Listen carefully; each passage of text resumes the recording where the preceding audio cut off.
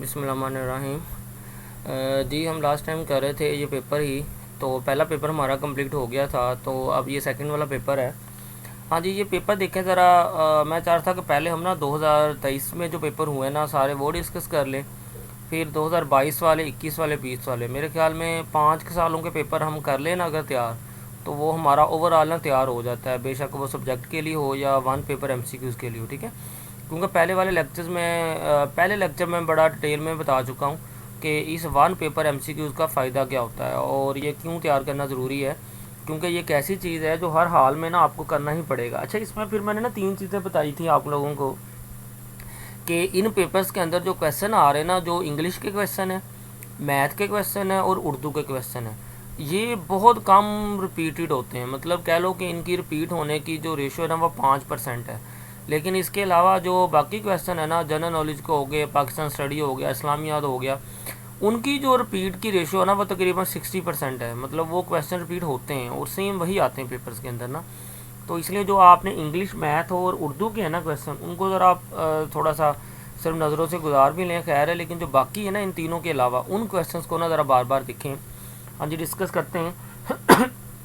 दूसरा मैंने कहा था कि कुछ क्वेश्चन ऐसे होते हैं कि जिनके बारे में आपको थोड़ा सा पता हो ना, देन आपको याद रहते हैं। फिर कुछ डेट्स हैं, डेट्स का तो मतलब यही होता है कि आप उसको बार बार पढ़ें, देन फिर ही याद होती हैं। हाँ जी, पहला क्वेश्चन है, कह रहा जी which is the largest lake of Pakistan. अब देखें, ये क्वेश्चन का ना ज़रा ख्याल रखना है, ये इसमें काफ़ी क्वेश्चन बन जाते हैं। बाज़ दफ़ा वो ये भी पूछ लेता है कि जी लार्जेस्ट लेक ऑफ वर्ल्ड, यहाँ पे पाकिस्तान की बजाय यहाँ पे वर्ल्ड भी आ सकता है, फिर उसका ऑप्शन और होगा। फिर वर्ल्ड की जगह पे इधर एशिया भी आ सकता है, उसका जवाब और होगा। तो ये ना उस हिसाब से इधर चूँकि वो पूछ रहा है पाकिस्तान, लेक का मतलब होता है नदी, मतलब जो सबसे बड़ी लेक है वो क्या होगी। तो लेक्स जो है ना हमारे मैदानी इलाके हैं इधर, चूँकि आपको नज़र नहीं आती होंगी, लेकिन जब हम पहाड़ी इलाकों की तरफ जाए ना, उधर हमें ये लेक्स ना नज़र आती हैं कि डिफरेंट लेक्स ना बनी हुई हैं। तो जैसे ये सैफुल मलूक है, ये नरान कगान की तरफ लेक आती है, तो ऐसे ये कुनहार लेक है, ये सवात कलाम की तरफ आती है। तो बेसिकली पूछना वो ये चाह रहा है कि जो पाकिस्तान की जो सबसे बड़ी लेक है ना वो कौन सी है। ठीक है, तो इसका राइट ऑप्शन होगा मंशर लेक। ये जो मंशर लेक है ना, ये पाकिस्तान की सबसे बड़ी लेक है। ठीक है, इसको आपने याद रखना है। दूसरे वाला मैथ का है, इसको रहने देते हैं। अच्छा, थर्ड पे आ जाए। ये बहुत इंपॉर्टेंट है। असल में कुछ क्वेश्चन ऐसे होते हैं जो बच्चों को ना समझ नहीं आती। देखें, जब तक आपको क्वेश्चन की समझ नहीं आएगी, आपको उसका जवाब याद रखना भी बड़ा मुश्किल है। तो देखें, अब इधर थर्ड में क्या पूछ रहे हैं। थर्ड में पूछ रहा, कह रहा जी see you cue bolting and break terms associated with which game. अब ना हर कोई भी हम स्पोर्ट्स खेलते हैं ना, उसके अंदर कुछ टर्म्स होती हैं। कि जैसे सपोज हम क्रिकेट खेलते हैं, तो क्रिकेट के अंदर आपको पता है कि नो बॉल आ जाती है, वाइड बॉल आ जाती है, एलबी आ जाता है। तो इस किस्म का क्वेश्चन है कि जो हर स्पोर्ट्स के अंदर ना कुछ चीज़ें बोली जाती हैं, टर्म्स। तो बेसिकली ये पूछ रहा है कि ये जो बॉल्टिंग है, ये ब्रेक है, ये किस टर्म के अंदर आती है। ठीक है, इसमें की ना मैं आपको पहचान बता देता हूँ, इसका ना याद रखना ब्रेक। ब्रेक से आपने याद रख लेना। ठीक है, ये ब्रेक जो है ना, ये बेसिकली आता है हमारे पास बिलियर्ड के अंदर। अब बिलियर्ड और स्नोकर ये भी दो अलग अलग चीज़ें होती हैं कि ये टेबल एक ही होता है, लेकिन इन दोनों में ना फ़र्क होता है। बिलियर्ड हमारे पास और चीज़ होती है, उसमें टेबल्स में जो बॉल्स होती हैं ना, उस पर नंबर्स लिखे होते हैं कि 1 2 3 15 15 तक नंबर लिखे होते हैं। स्नोकर के अंदर ये होता है कि कुछ रेड बॉल होती हैं, कुछ कलर्स बॉल होती हैं। तो ये भी आपने ख्याल रखना है, इन दोनों में टेबल एक ही होता है लेकिन बॉल्स डिफरेंट होती हैं। इसमें आपने याद रखना है ब्रेक। ब्रेक का मतलब ये होता है कि एक बंदे ने खेलना स्टार्ट किया है, उसने मतलब पहली शॉट खेली, आपको पता है ये खेलते हम स्टिक से हैं, और बॉल जो होती है वो उधर हार्ड होती है, उसको हम स्टिक से खेलते हैं। तो उसमें ये होता है कि ब्रेक का मतलब ये होता है कि एक बंदा खेल रहा है, उसने पहली पीस डाली पॉकेट में, दूसरी, तीसरी, चौथी, पाँचवीं, छठी, सातवीं, मतलब वो एक ही शॉट के अंदर सारी गेम ख़त्म कर गया। जो बिलियर्ड होती है ना, उसके अंदर बेसिकली होती हैं टोटल 15 बॉल्स होती हैं। तो नंबर लिखे होते हैं, 1 से 7 तक एक बंदे की बॉल होती हैं, फिर 8 को छोड़ के 9 से लेकर 15 तक दूसरे बंदे की बॉल होती है। ये जो 8 नंबर बॉल होती है ना, ये हम एंड पे जो बंदा पहले अपनी 7 बॉल डाल लेता है, वो 8 बॉल एंड पे डाल के उसको वो फिर ना विनर कर जाता है, विन हो जाता है। तो ब्रेक का मतलब ये होता है कि बिलियर्ड के अंदर एक बंदा पहले सारी एक ही शॉट के अंदर वो 7 की 7 बॉल्स डालें, फिर एंड पे ब्लैक भी डाल गेम ख़त्म कर दें। मतलब कि दूसरे बंदे की बारी ही ना आए। जैसे आपने अक्सर देखा होगा ये लाइव भी दिखाते हैं ये स्नूकर पीरियड वगैरह के, एक ही बंदा खेलता रहता है, दूसरे बंदे की बारी नहीं आती, तो इसको हम कह देते हैं जी वो बंदा ब्रेक कर गया गेम को। तो आपने बाकी टर्म्स तो मुश्किल हैं, तो ये ब्रेक से याद रख लेना, मैंने आपको समझा भी दिया कि ब्रेक होता क्या है। तो ये बेसिकली इसका राइट ऑप्शन आ गया बिलियर्ड। तो क्वेश्चन नंबर जो 4 है ये भी मैथ का, इसको भी छोड़ें। 5वें पे आ जाए। मैंने सोचा कि हम एक पेपर को ना 2 दिन में डिस्कस किया करेंगे, 2 लेक्चर्स में, मतलब कि क्योंकि क्वेश्चन जो है ना वो ज़्यादा हो जाते हैं, तो हम 50 क्वेश्चन एक लेक्चर में और 50 एक लेक्चर में, ऐसे ना हम डिस्कस किया करेंगे। हाँ जी, 5वां क्वेश्चन है, इसमें पूछ रहा है जी who among the following Mughal ruler was a contemporary of a queen Elizabeth one of the England. ये बेसिकली पूछ रहा है, आपको पता है कि ये इंग्लैंड की एक मलका है, तो वो ये काफ़ी पुरानी थी, तो अब तो इसकी ना डेथ हो चुकी है। तो ये भी क्वेश्चन आता है पेपर के अंदर, आया हुआ है कि जी ये मलका जो है ना इसकी किस डेट को ये इसकी डेथ हुई है। तो कंटेम्प्रेरी का मतलब होता है हम असर, कि जैसा इसका टनोर है ऐसा ही, और इसमें मुग़ल बादशाहों का किसका टनोर था, मतलब क्वीन एलिजाबेथ जो है ना ये पता नहीं पिछले कितने सालों से यही मलका थी। कंटेम्प्रेरी का मतलब होता है हम असर। तो पूछ ये रहा कि इस मुग़ल बादशाहों में से कौन सा ऐसा मुग़ल बादशाह था जो इसका हम असर था। मतलब इस सवाल का ये है कि जितना अरसा ये क्वीन एलिजाबेथ रही है उतना अरसा इसमें से कौन ज़्यादा रहा है। तो ये आपने याद रखना है कि क्वेश्चन नंबर 5 इसका राइट ऑप्शन है अकबर द ग्रेट। जो अकबर था ना इसकी जो दौरे हुकूमत था ना बहुत लंबा था। एक पेपर में ये क्वेश्चन भी आया हुआ है कि उसने ऐसे भी क्वेश्चन दिया था कि जी मुग़ल बादशाहों में सबका जो लंबा अरसा है ना दुरानिया वो किसका था, तो उसका राइट ऑप्शन भी अकबर ही बनता है। तो इसका जवाब भी अकबर ही बनता है इसी सेंस में जैसे अभी मैंने आपको बताया, ठीक है। तो सबसे ज़्यादा जो दौरे हुकूमत या अरसा रहा है वो अकबर का रहा है, मेरे ख्याल में 13 साल इस बंदे ने ना मुग़ल बादशाह ये रहा है, ठीक है। बाकी कम थी एज। तो इधर क्वीन एलिजाबेथ भी काफ़ी लंबे अरसे से थी। तो बेसिकली यही वो पूछना चाह रहा है कि जी इसकी हम असर कौन सा इसमें मुग़ल बादशाह बनता है। तो ये दोनों तरीक़ों से ना क्वेश्चन पूछा जा सकता है, तो आप इसको अंडरस्टैंड कर लें। हाँ जी, 6 में आ जाता है जी, कह रहा है जी इन 1946 who called for the complete elimination of a nuclear weapons. तो ये पूछ रहा है कि 1946 के अंदर ना कहता है इनमें से किसने कहा था कि जी अपने जो न्यूक्लियर वेपन्स है ना सारे ख़त्म कर दो। बेसिकली पता क्या होता है कि न्यूक्लियर वेपन्स देखें कि अब जैसे हमारी पाकिस्तान है, हम भी एटमी ताकत है, तो अमेरिका भी एटमी ताकत है, चाइना भी एटमी ताकत है। तो देखें जब 2 एटमी ताकत कंट्रीज़ के आपस में कोई जंग हो जाती है तो कुछ भी नहीं बचता उसके नतीजे में, वो भी टोटली तबाह है, हम भी तबाह ही हैं। तो इसलिए ना ये 1940 में उसने कहा था कि हर मुल्क जो है ना अपने कंप्लीट जो है ना न्यूक्लियर वेपन उसको ना ख़त्म कर दे, ताकि बाद में कोई ऐसा जंग का मौका भी आए तो ताकि वो अपने जो है ना न्यूक्लियर वेपन उसको चला ना सके, ठीक है। लेकिन बाद में इस पर अमल तो नहीं हुआ। लेकिन इधर पूछ रहा है जी किसने कहा था, इसका मैंने आपको रीज़न बता दिया कि इसको ख़त्म करने का क्यों कहा गया था न्यूक्लियर वेपन्स का ना। तो ये बेसिकली 1940 के अंदर पूछ रहा किसने कहा था, तो इसका राइट ऑप्शन रहेगा यूएन जनरल असम्बली। कि ये यूएन जनरल असम्बली के अंदर ये बात हुई थी, तो यूएन जनरल असम्बली के अंदर कहा गया था कि जी 1940 के अंदर कि जी जितने भी ये कंट्रीज़ हैं ना एटमी ताकत है वो अपने जो एटमी थे उनको ख़त्म कर दें, ताकि गल कलां कोई जंग हो जाती है तो कोई भी मुल्क ना अपना ये ना चला सकें। क्योंकि देखें बाकी में तो बंदा बच जाता है कि वैसे वार हो जैसे पहले दौर में तलवारों से लड़ते थे ये होता था, तो उसमें तो एक बंदा विन कर जाता था तो एक हार जाता था, तो एक को शिकस्त हो जाती थी, एक फतह हो जाता। लेकिन जो एटमी ताकत की जंग होती है ना इसमें किसी बंदे की भी फतह नहीं है, क्योंकि 2 मुल्कों के पास है, दोनों के पास, तो दोनों चला देंगे तो बचेगा कुछ भी नहीं। तो इसलिए उन्होंने कहा था कि जी ये एटमी जो हथियार है ना उसको ख़त्म कर दिया जाए। हाँ जी, 7वां है, कह रहा है जी the largest volcano of the world is.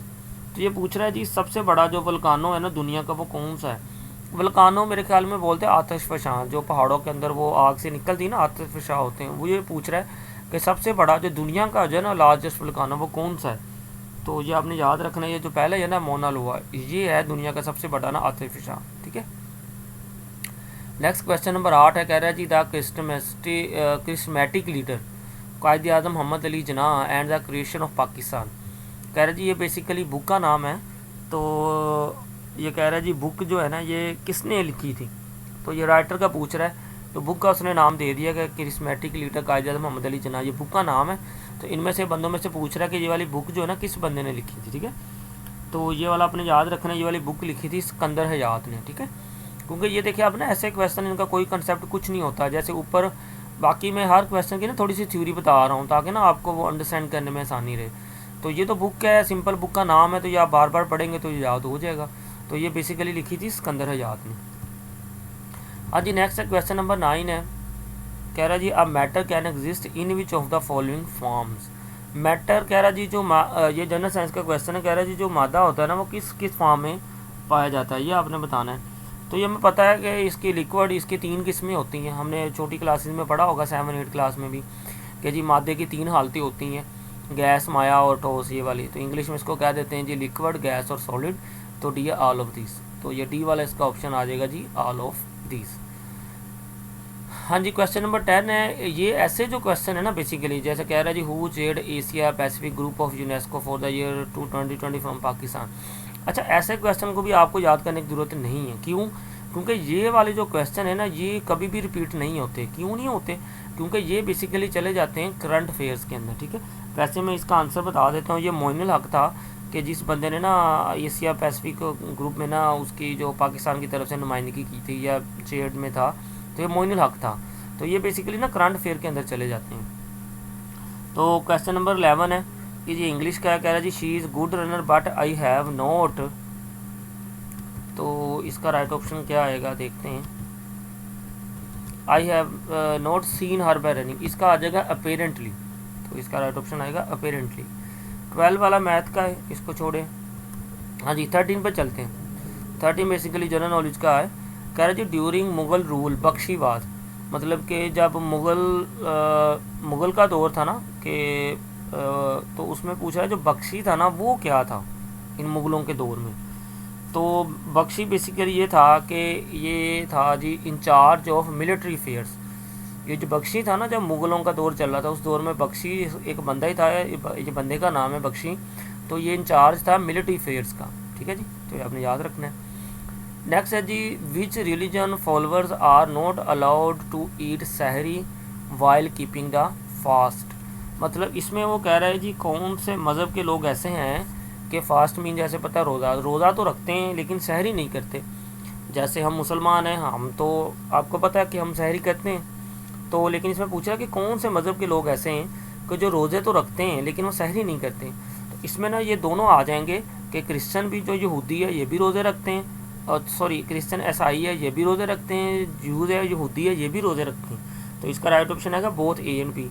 अब इनका तरीका ये होता है कि ये सहरी नहीं करते, ये 24 घंटे का ही रोज़ा रखते हैं।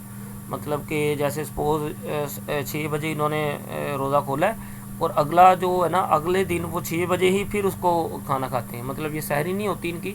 तो ये इनके ना रोज़े ये ऐसे रखते हैं। तो इसका राइट ऑप्शन या दोनों आएंगे, क्रिश्चियन भी आएगा और ज्यूज़ भी आएगा। हाँ जी, नेक्स्ट है क्वेश्चन नंबर 15 है जी, कह रहा जी Tipu Sultan had diplomatic relation with which French king. तो ये पूछ रहा है बेसिकली कि जी टीपू सुल्तान जो था ना उसके रिलेशन जो है ना फ्रांस के किस बादशाह के साथ थे। तो ये नेपोलियन के साथ थे। जो टीपू सुल्तान का जो कह रहा कोई ताल्लुक था, रिलेशन था ना, वो नेपोलियन के साथ था। और ये फ्रांस का जो बादशाह था नेपोलियन, ठीक है।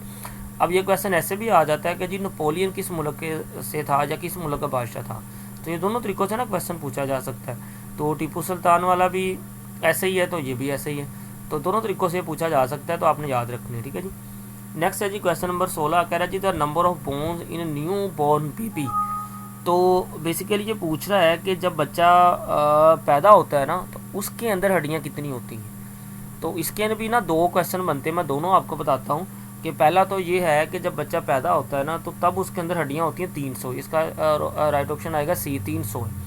लेकिन जब बच्चा पैदा होता है ना तब चूँकि हड्डियाँ होती हैं ज़्यादा, 300 होती हैं। लेकिन जैसे जैसे बंदा वो उम्र बढ़ती जाती है ना, वो जो छोटी छोटी हड्डियाँ होती हैं ना वो जुड़ के एक हड्डी बन जाती है। तो वो ये इसका एक क्वेश्चन और भी आता है कि जो यंग बंदा है ना, अडल्ट बनता है, तो उसमें कितनी हड्डियाँ होती हैं। उसमें मेरे ख्याल में 206 होती हैं। ये 2 क्वेश्चन आते हैं कि न्यू बॉर्न बेबी के अंदर कितनी होती हैं और जो अडल्ट बंदा है उसके अंदर कितनी होती हैं। तो उसका रीज़न भी मैंने बता दिया कि ये कैसे चेंज होती हैं। हाँ जी, 17 है, कह रहा जी who is popularity known as father of Indian constitution. तो कह रहा जी जो कॉन्स्टिट्यूशन पता है आपको, आइन होता है, वो कह रहा जी इंडिया का जो आइन है तो उसका जो फादर के नाम से कौन मशहूर था, कि किसको कहा जाता था जी ये इंडिया के आइन का बाप है। तो इसका राइट ऑप्शन था B.R. एम्बेडकर। इस बंदे को कहा जाता था कि इसने इंडिया का आइन लिखा था, इसको कहा जाता है कि जी आइन का बाप है B.R. एम्बेडकर। हाँ जी, ये 18 है इंग्लिश का, छोड़ें, ये 19 है, ये कंप्यूटर का आ जाता है। कह रहा है जी errors from computer hardware and software can be identify and removed by process. मतलब कोई भी एरर आ जाता है सॉफ्टवेयर के अंदर या हार्डवेयर के अंदर, कहते हैं हम उसको रिमूव करते हैं, तो इस रिमूविंग करने के प्रोसेस को ना हम लोग क्या बोलते हैं? तो ये बड़ा फेमस वर्ड एक यूज़ होता है, डीबगिंग। कि सॉफ्टवेयर के अंदर एरर आ जाए या हार्डवेयर के अंदर आ जाए तो उसको हम डिबगिंग के ज़रिए ना रिमूव करते हैं। तो ये डिबगिंग इसका राइट ऑप्शन आएगा। नेक्स्ट है जी 20 है, कह रहा है जी इन MS word a character that is raised and is smaller above the base line is called. तो ये क्या होता है? अब देखें, दो चीज़ें होती हैं, जैसे हम एक्स केयर लिखते हैं ना, एक्स केयर है, तो अब एक हम तो एक्स के ऊपर स्केयर डालते हैं, एक हम एक्स के नीचे भी ऐसे लिख देते हैं। तो एक चीज़ को हम बोलते हैं सुपर सबस्क्रिप्ट होता है, एक होता है सब सबस्क्रिप्ट। तो ये पूछ रहा है बेसिकली रेज्ड, जो ऊपर करैक्टर होता है वो उसको क्या बोलते हैं? तो ये आपने याद रखना, इसको बोलते हैं हम सुपर सबस्क्रिप्ट। ठीक है, तो ये अब नेक्स्ट आ रहा है जी 21, how many countries join NATO. तो ये पूछ रहा है जी नेटो को कितनी कंट्रीज ने ज्वाइन कर लिया था? तो ये इसके मुताबिक तो ना इसका राइट ऑप्शन था 30। अब जो कि ये पेपर हुआ तो 2023 के अंदर, लेकिन हुआ क्या है कि 2024 के अंदर ना 2 कंट्रीज़ ने और नेटो को ज्वाइन कर लिया है। एक स्वीडन है और एक मेरे ख्याल में एक और कंट्री है, उसका मेरे माइंड में अब नाम नहीं आ रहा। तो फिलहाल 2 कंट्रीज़ और ऐड हो गई हैं। तो इस पेपर के हिसाब से तो इसका राइट ऑप्शन 30 था, लेकिन अगर अब आप देते हो 2024 के अंदर, उसमें ये वाला क्वेश्चन आ जाता है ना कि जी how many countries join NATO, तो कि नेटो को कितनी कंट्रीज़ ने ज्वाइन कर लिया, तो उधर आपने इसका राइट ऑप्शन ना 32 लगाना है। तो ये याद रखना है, ठीक है। और दूसरा, मैंने ये लास्ट पिछले पेपर में बताया भी था कि नेटो का क्या मतलब होता है, कि नेटो का एब्रीविएशन क्या है, कि नॉर्थ अटलांटिक ट्रीटी ऑर्गेनाइजेशन। ठीक है, ये इसका एब्रीविएशन होता है। अब पूछा जी which of the following is not a member of the NATO. तो ये कंट्रीज़ के नाम दे दिए। तो पूछ रहे हैं जी कौन सा मुल्क ऐसा है जो नेटो का ना मेंबर नहीं है?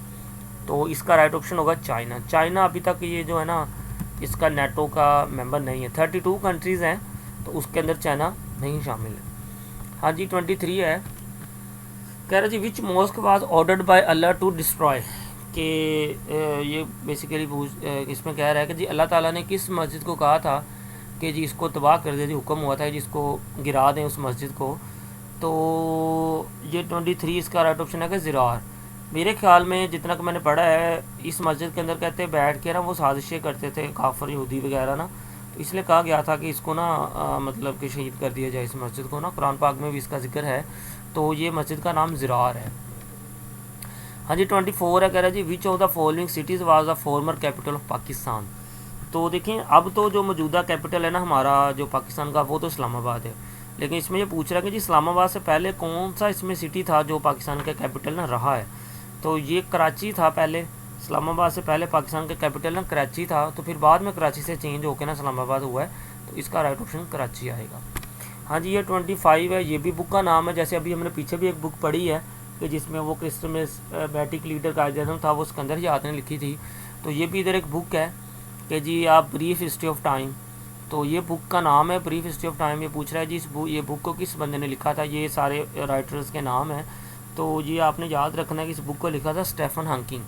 तो ये आपने बंदे के बारे में सुना होगा कि स्टेफन हॉकिंग क्या था, ये व्हील चेयर के ऊपर था, तो इसका सिर्फ माइंड काम कर रहा था, बाकी ये फुल इसकी बॉडी ना पैरालाइज थी। तो अब इसकी भी ना डेथ हो चुकी है। तो इस बंदे ने स्टीफन हॉकिंग जो था ना इस बंदे ने ना इस बुक को लिखा था कि brief history of time. 26 English का छोड़े, 27 पे आ जाए। कह रहा जी इन विच सूरा of the Holi Quran Bismillah is added twice. तो वो ये पूछ रहा है कि जी कौन सी सूरा ऐसी है कि जिसमें बिस्मिल्लाह ना 2 दफ़ा आती है। तो इसके रिलेटेड आपने देखा होगा कि हमने पीछे भी एक क्वेश्चन पढ़ा है कि उसमें यह था कि कौन सी सूरत ऐसी है कि जो बिस्मिल्लाह से स्टार्ट नहीं होती, वो थी सूरत तौबा। तो इसमें अब ये पूछ रहा है कि जी कौन सी सूरत ऐसी है कि जिसमें जो बिस्मिल्लाह ना 2 दफ़ा आता है। ठीक है, तो ये सूरह मेरे ख्याल में ये होगी सूरह नमल, कि सूरह नमल ऐसी सूरत है जिसमें बिस्मिल्लाह 2 दफ़ा आती है। ठीक है, तो ये इंग्लिश है, इसको भी छोड़ें, इधर आ जाए। कह रहा है जी in tennis which test is use to check the fitness players.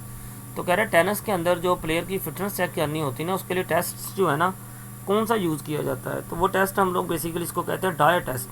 तो ये डायर टेस्ट होता है कि जो बंदा ये टेस्ट पास कर लेता है उसको हम कह देते हैं कि ये टेनिस खेलने के लिए फ़िट है। जो नहीं होता इसका मतलब फ़िट नहीं है। तो ये डाया टेस्ट हम इसको बोल देते हैं। ये भी इंग्लिश का है, ये भी इंग्लिश का। अगर आपने इसको देखना है तो आप देख सकते हैं, लेकिन इसका फ़ायदा कोई नहीं है, बहुत कम रिपीट होते हैं क्योंकि इंग्लिश है ही बड़ी, तो वो हर दफ़ा नई से नई ढूंढ लेता है। जनरल नॉलेज कम है क्योंकि वो जितनी को डोमेन है उसी में से वो रिपीट होता रहता है। ये कंप्यूटर के भी रिपीट होते रहते हैं। 32 में है जी, computer hard disk was first introduced in. तो आपको पता है कि कंप्यूटर के अंदर एक हार्ड डिस्क होती है, जैसे हमारे मोबाइल के अंदर मेमोरी नहीं होती, हम कुछ लोग मेमोरी कार्ड भी डालते हैं, कुछ मोबाइल की अपनी मेमोरी भी होती है। इस वजह से ना कंप्यूटर के अंदर भी एक मेमोरी होती है जिसके अंदर ना सारा डाटा सेव होता है, उस चीज़ को हम बोलते हैं हार्ड डिस्क। तो ये बेसिकली ये पूछ रहा कि किस बंदे ने ना, किस कंपनी ने सबसे पहले जो है ना हार्ड डिस्क बनाई थी। तो ये IBM कंपनी थी, कंपनी का नाम, ये सारी कंपनी है, डेल है, माइक्रोसॉफ्ट है, एप्पल है, IBM है। तो ये IBM कंपनी थी जिस कंपनी ने सबसे पहले हार्ड डिस्क बनाई है। कि जी आप देखें हार्ड डिस्क कंप्यूटर के अंदर आपको पता है 128 GB की भी कुछ लगा लेते हैं, कुछ लोग 256 GB की भी लगवा लेते हैं। ये बेसिकली मेमोरी होती है, इसमें डाटा स्टोर होता है। 33 है जी, Geneva is a city of which country. ये बेसिकली पूछ रहा है जी, जो जनेवा है ना, तो वो ये कंट्रीज़ का नाम दे दिए, तो किस मुल्क के अंदर ये जनेवा जो सिटी है ना वो आती है। तो ये आपने बताना है। ये जनेवा जो बहुत फेमस सिटी है, और बहुत सारे जो हमारी ऑर्गेनाइजेशन है ना उनके जो हेडक्वार्टर है ना वो जनेवा के अंदर ही है। तो बेसिकली ये स्विट्ज़रलैंड मुल्क है, स्विट्ज़रलैंड का जो सिटी है ना जनेवा है, ठीक है। तो ये आपने याद रखना है। नेक्स्ट ये भी इंग्लिश का है।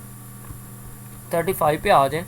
35 में कह रहा है जी, पंजोसा लेक इज़ सिचुएटेड इन। तो लेक का मैंने आप पहले बता दिया, ये नदियाँ ये मैंने आपको बता दिया पहाड़ी इलाकों में होती हैं, हमारे मैदानी इलाकों में नहीं होती। तो ये पूछ रहा है पंजोसा लेक जो है ना कहाँ पे होती है। जैसे मैंने अभी आपको ऊपर भी बताया था कि नरान कगान, तो सैफुल मलूक झील थी। तो सैफुल मलूक झील जो है ना वो बेसिकली कहाँ, ये भी क्वेश्चन आया हुआ है, वो नरान कगान में होती है। ये पंजोसा लेक है, तो ये पूछ रहा है ये कहाँ पे है। तो ये पंजोसा लेक ना बेसिकली AJK में। अब कुछ बहुत सारे लोगों को ना AJK का नहीं पता कि जी ये AJK क्या है। तो AJK की ना शॉर्ट फॉर्म है, इसको हम कहते हैं A mean Azad, J mean Jammu, K mean Kashmir, कि आज़ाद जम्मू कश्मीर। देखें ना कश्मीर के भी दो पार्ट्स हैं, एक मकबूजा जम्मू कश्मीर, एक आज़ाद है। जो मकबूजा जम्मू कश्मीर है ना वो इंडिया के कब्ज़े में, जो आज़ाद जम्मू कश्मीर है वो हमारे हिस्से में। तो इस वजह से जो हमारे हिस्से में है ना उसको हम बोलते हैं AJK के, आज़ाद जम्मू कश्मीर।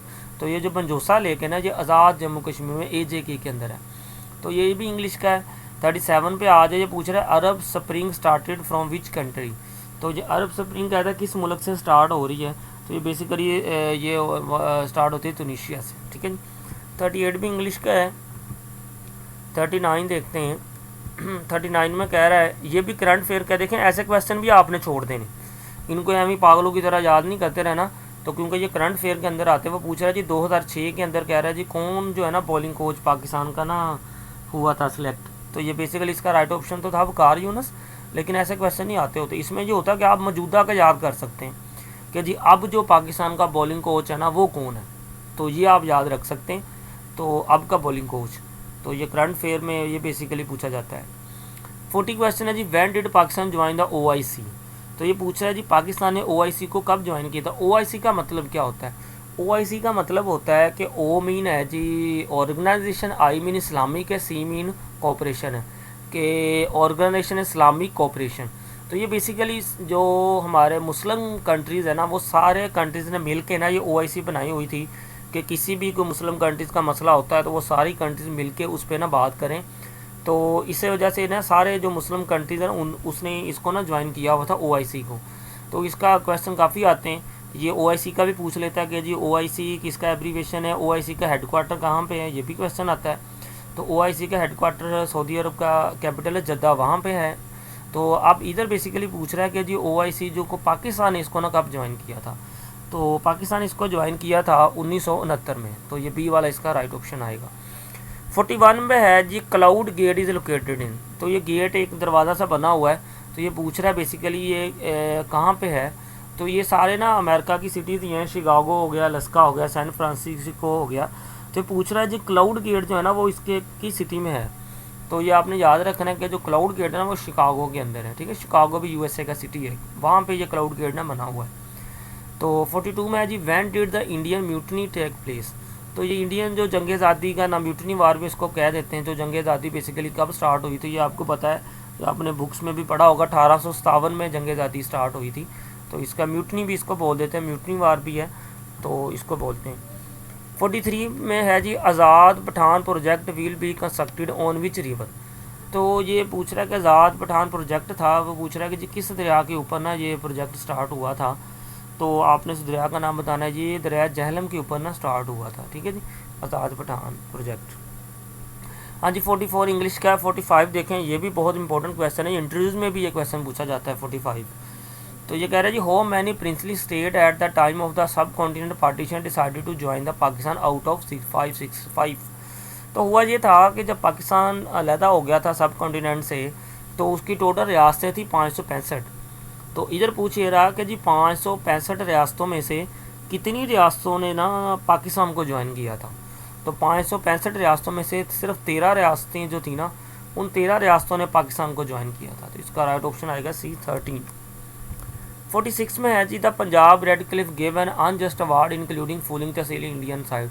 तो ये आपने बुक्स में भी पढ़ा होगा, जो रेड क्लिफ था ना, तो इसने ना बाउंड्री तकसीम की थी कि जी पाकिस्तान और इंडिया की जी ये हिस्से, ये सिटीज़ जो है ना, ये जो शहर जी इंडिया के हिस्से में आएंगे, ये शहर जो है ना पाकिस्तान के हिस्से में आएंगे।